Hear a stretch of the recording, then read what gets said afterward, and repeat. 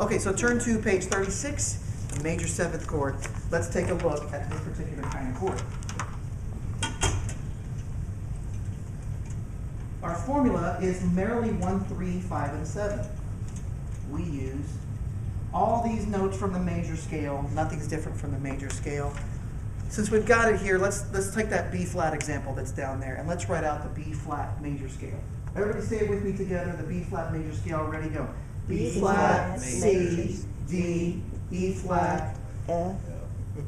Okay, no more chocolate for you. I don't care if you're fluttering. F, G, and A. Okay? Just teasing. Okay? Our formula is 1, 3, 5, and 7. Boom, boom, boom, boom.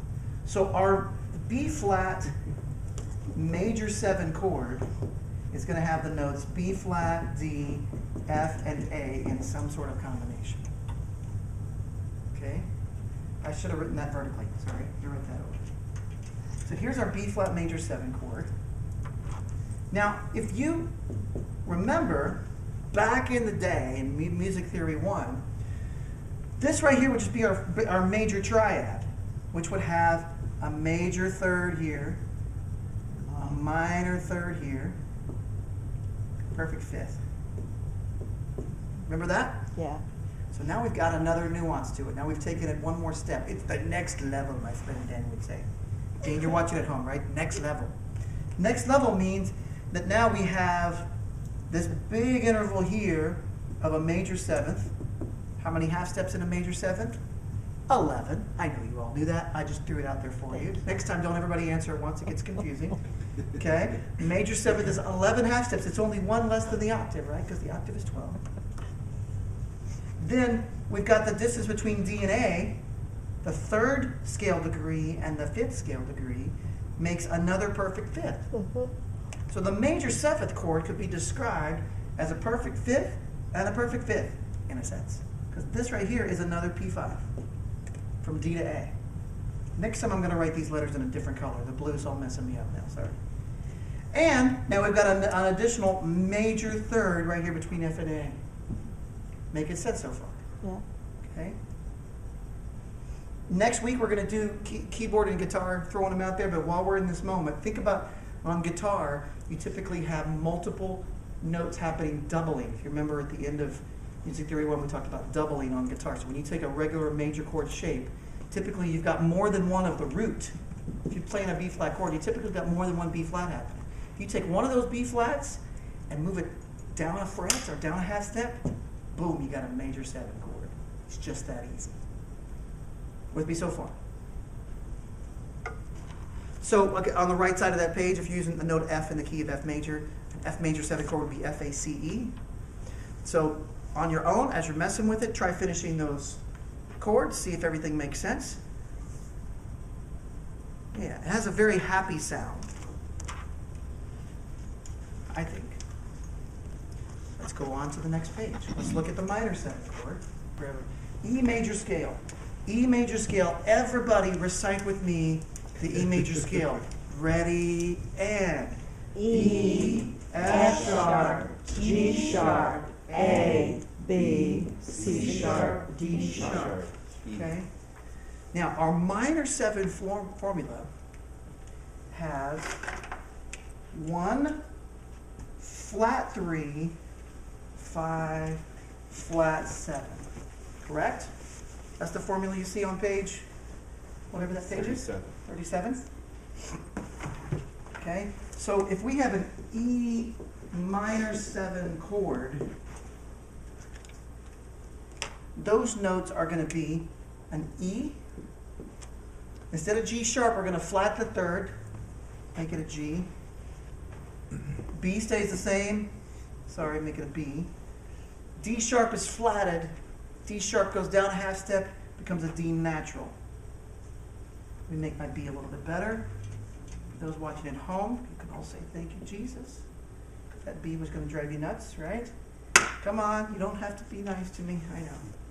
Now, all of our intervals change a little bit. In one way, they stay the same. Let me show.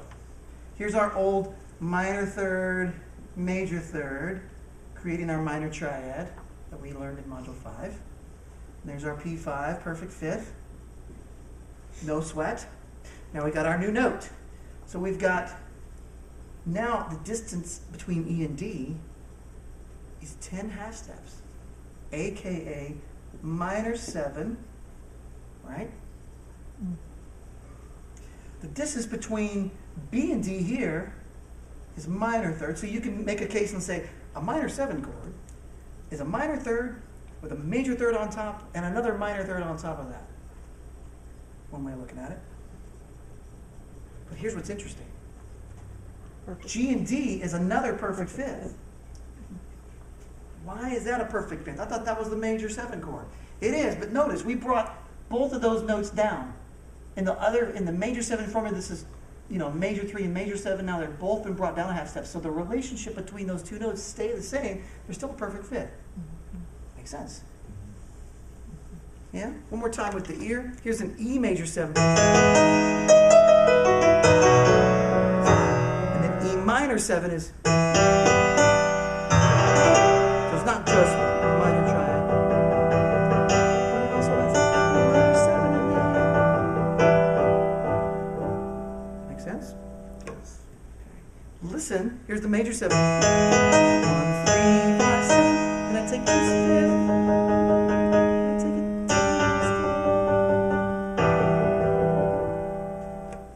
At this point, I want to bring up another topic, add one more little flavor, and I really believe, I wanted to do it at this point because I'm hoping that you will do the math and go back to the major 7 and look at it as well. Look at these selection of notes one more time. Should I rewrite it or are you guys good? We're good. E, G, B, D? Yeah? If E's on the bottom, what does that look like? G major, G triad. G, B, and D is a G major triad, right? So you could also write this as a G major triad chord with an E in the bass. Oh, wow. A sixth. Booyah! Sixth. I see where you're going with the 6. I mean, it's. Because you're thinking it's the 6 of G that's in the bass. But I'll say this, nobody would ever say that in common practice of music. Okay? They would really call it an E minor 7 chord. And sometimes you'll see people put G over E. Every once in a while, I actually will write G over E in certain situations. Most of the time, I'm going to write that. But it's helpful as I'm learning to play these kinds of things, that if the bass player is covering the E note, then maybe I just need to make a G major triad on top. If I'm trying to figure out my voicing on the piano, if I take this same concept of what the 4-note chord can be this triad with an alternate bass down, suddenly it starts opening things up. I'm going to keep explaining it as we go further about this. If I made this a major 7, the formula would be a major 5, a major third, a major 7th, and a perfect fifth. I would call this an E major 7 chord, and I'd have to sharp these two guys. Everybody with me so far? How I shifted that. All of a sudden, I just changed it into major 7. Now, what does this look like? That looks like a G sharp minor chord, which it is, with an E in the bass. Yes, ma'am? Well, I was going to say, so you said sometimes you might write it that way. It seems like for beginners, that might be easier to read. For like a guitar player that doesn't know every chord. In one case, I think you're absolutely right. It is easier to read for the beginner. The downside is if the beginner continues to use this as a crutch, and this is the only way they know how to read these chords, they only think in triads with alternate bass. Right. Or what's really bad is, oh, I don't need to worry about that. That's the bass player's responsibility. I'll just play this up here instead of being aware of the entire harmony, because that's going to inform your voicings. So I advocate really learning this first. Think in terms of an E major 7 chord. But as you start digging out in voicings and how do I play that and so forth, knowing what's on top and what's on bottom and how they interrelate can be very helpful.